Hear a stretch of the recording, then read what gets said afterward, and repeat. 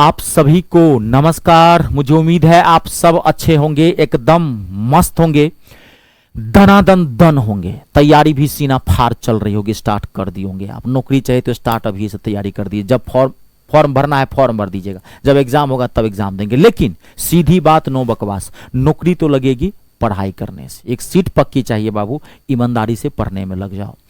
ये जो वीडियो है ये मोस्ट इंपोर्टेंट वीडियो है। 99% स्टूडेंट्स कंफ्यूज रहते हैं कि किस जोन से फॉर्म भरे। इसमें आपका ज्यादा दोष नहीं होता है, क्योंकि बहुत सारे टीचर बहुत सारी बातें करती हैं, अलग अलग बातें करते हैं।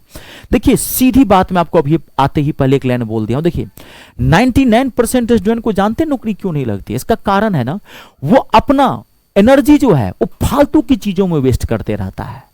स्ट्रेटजी वीडियो में ज्यादा वेस्ट करेगा, कैसे पढ़ें, कैसे तैयारी करें, कौन सा जोन से फॉर्म भरे। टीचर भी कुछ टीचर्स ऐसे हैं जो खाली आपको उलझा को रखेगा उसमें।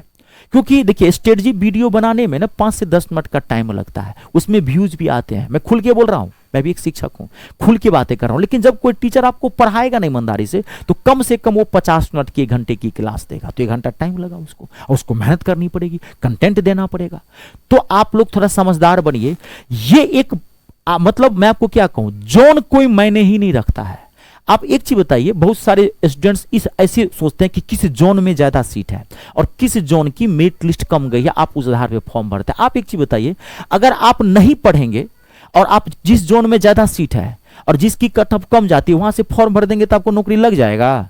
लग जाएगा नौकरी? अपने दिल से पूछिए तो। मैं सही कर रहा हूं गलत कर रहा हूं? आप लोग पढ़े लिखे स्टूडेंट हैं, आप लोग मैच्योर्ड हैं, आप लोग थोड़ा समझदार बनिए। कोई आपको बुरवा का कोई ठग के बना चला जाएगा, बड़े दुख की बात है।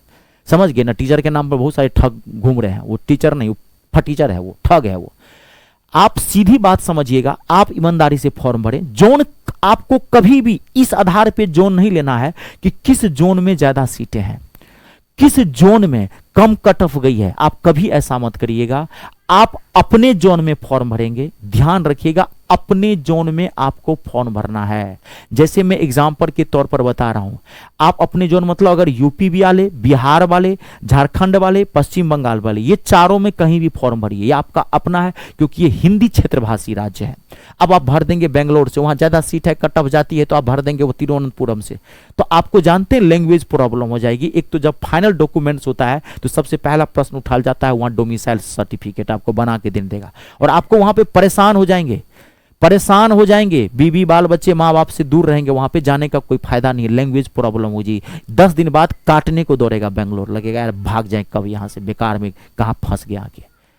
ठीक है, तो आप थोड़ा समझदार बनिए। आप अपने जोन से फॉर्म भरें, हर जोन में वैकेंसी निकली है। हाँ, जहां पे कम है उसमें, जहां ज्यादा है, जैसे आप यूपी बिहार सबसे, आप लोग पश्चिम बंगाल से हैं तो कोलकाता से फॉर्म भरिए, कोलकाता जोन में सबसे ज्यादा सीट है। मालदा से फॉर्म भरिए, सबसे ज्यादा वहां सीट है। आपको बेंगलोर कर्नाटक जाने की क्या जरूरत है, वो साउथ इंडियन वालों के लिए, साउथ इंडिया वाला भरेगा वहां से। तो अपने जोन में फॉर्म भरना है। और जैसे किस पद पे, क्योंकि आप जानते हैं ग्रेजुएशन बेस पे या 12th बेस पे बहुत सारे पद हैं, और हर पद पे अलग अलग वैकेंसी आई है इस बार। जैसे कि ग्रेजुएशन बेस पे गुड्स गार्ड में सबसे ज्यादा वैकेंसी है, 3416 वैकेंसी है गुड्स गार्ड में। स्टेशन मास्टर पे 615 पोस्ट है। जैसे गुड्स गार्ड पे ग्रेजुएशन बेस पे आप फॉर्म भर सकते हैं, ग्रेजुएशन बेस पे फॉर्म भरिए, सबसे ज्यादा सीट है। टीसी की 12th बेस पे सबसे ज्यादा सीट है, आप टीसी की फॉर्म भरिए। मैंने कई वीडियो बना के अलग अलग से मैंने आपको दिया है, तो आप उस पे फॉर्म भरिए कि किस में ज्यादा पोस्ट है, तो उस हिसाब से भरिए। लेकिन फॉर्म आप अपने जोन से भरिएगा। मैं पहले बता दिया हूं, अगर आप हिंदी भाषी राज्य से हैं, यूपी बिहार बंगाल वाले झारखंड, सब एक ही राज्य माना जाता है। आप आराम से इसमें इसमें ज्यादा, जिसमें सीट ज्यादा है, मैंने बोल दिया है कलकत्ता और मालदा, आप वहां से फॉर्म भर दिए और ईमानदारी से पढ़ने में लग जाइए। समझ गए ना? हाँ, फॉर्म भर दीजिए, ईमानदारी से पढ़ने में लग जाइए, क्योंकि आपको ज्यादा टाइम नहीं मिलेगा। टाइम है मार्च अप्रैल में इसका एग्जाम होना है। ठीक है, चलिए आज के लिए इतना ही। आप सबका बहुत बहुत धन्यवाद। ईश्वर करे आपके सारे सपने पूरे हो, माँ बाप का नाम रोशन करें, देश का नाम रोशन करें, और 3 का सम्मान करें, रिस्पेक्ट करें। पहला जय जवान, दूसरा जय किसान, तीसरा जय हो हिंदुस्तान।